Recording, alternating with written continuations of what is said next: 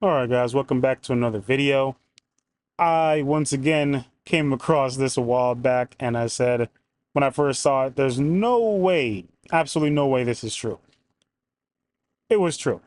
So, as I grew up, my mother always told me when they ask you to sign up for an organ donor, it's probably because, you probably shouldn't do it, rather, because in the case that something does happen and you're on the board and they see that you're an organ donor, they may decide to just, let you drift off into the sunset.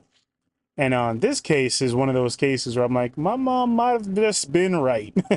Kentucky man declared brain dead, woke up during organ harvesting. A man who had gone into a cardiac arrest and had been declared brain dead woke up as surgeons at his home state of Kentucky were in the middle of harvesting his organs for donation. His family had told media outlets, as reported Thursday by both National Public Radio and the Kentucky news station, the case of Anthony Thomas, TJ, Hoover II, is under investigation by the state and federal government officials. Officials within the U.S. organ procurement system insisted there was safeguards in place to prevent such episodes, though his family told the outlets their experience highlighted a need for at least some reform. Listen, I'm just going to go out on a limb. I'm going to recommend one reform. Make sure the person still has brain function. Crazy. Absolutely wild statement, I know. Applauses, please. That's somebody's worst nightmare.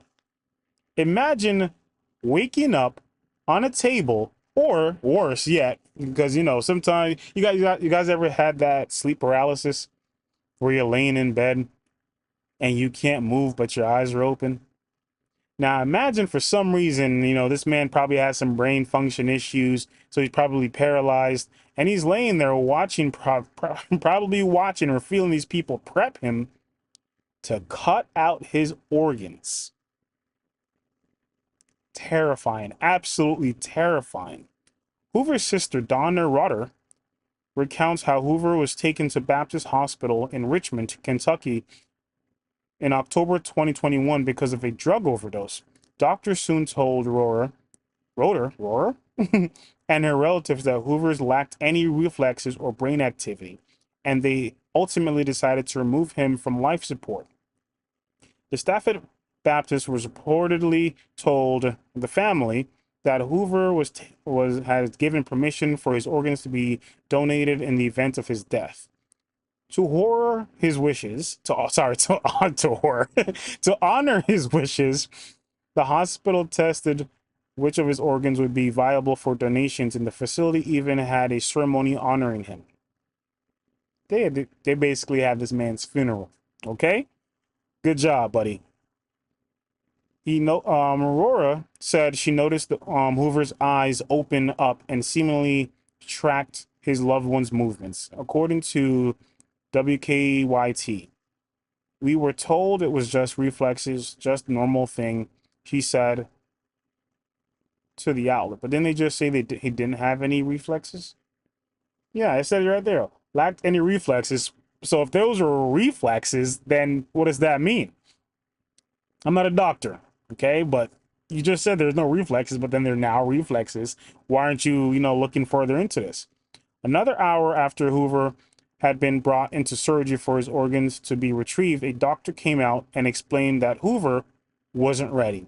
He woke up, Rora said.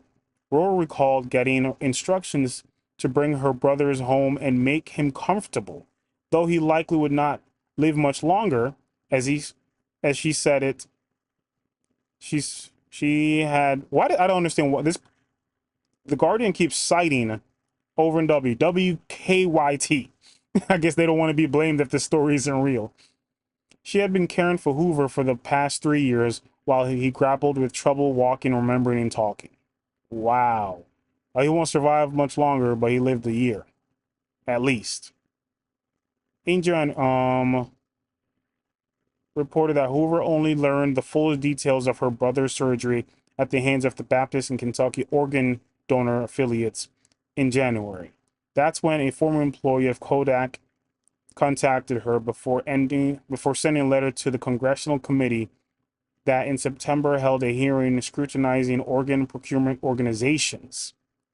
NPR reported the letter authored said she saw Hoover begin thrashing around on the operating table as well as start crying visibly, according to NPR.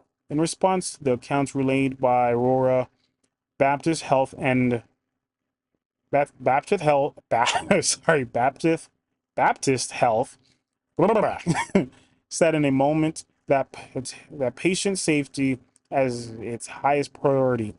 We work closely with our patients and their families to ensure our patients' wishes for organs donations are followed, the Baptist Hospital said. Listen, I need a big I'm sorry and a paycheck and a payout. Everything's not about money, but at the same time, you had him on that table ready to make some money off of him. And that's the truth. At the end of the day, they were going to receive those organs for basically free. Yeah, you know, someone had to pay for the surgery to remove them.